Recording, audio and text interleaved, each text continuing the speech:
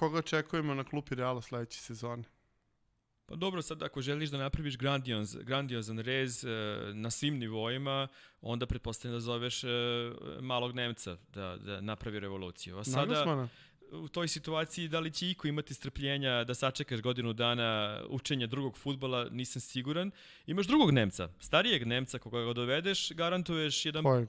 Pa ovo koga svi želimo u Premier ligi, pa niko da pare za njega, ovo kako se zove Ralfa, što bi izazvalo onako baš tektonski poremećaj koji je na nivou, tipa onda kad je Mijatović bio u klubu, kada je drastično promenjena filozofija, mislim da Perez neće takve stvari da radi. Mislim da apsolutno se to neće desiti. Sada ko drugi?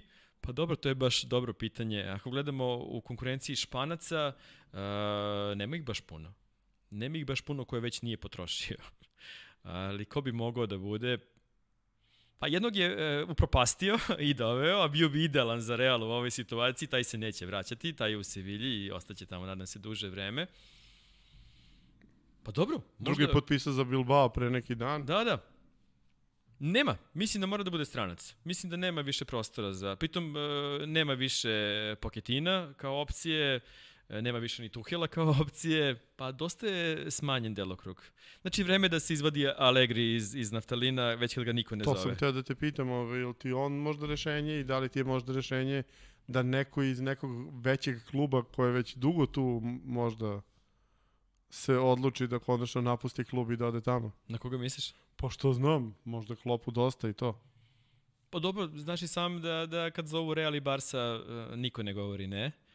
To bi zaista bio zemljotres. Ali zaista zemljotres. Ili onako iz džaka da izvučeš Murinja. Pa dobro, ali... Da se vrati.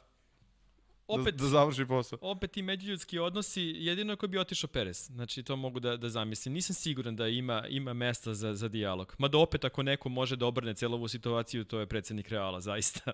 Da. Dođi, imamo novi stadion, tebe čekamo. Da, to mislim, teško je zamisliti da u tim okolnostima, u povratku ljudi na tribine i ostalo, neće dovesti nekoga ko je zvezda. To onda Klopp. Mislim, zaista, u ovom trenutku jedina rock'n'roll zvezda je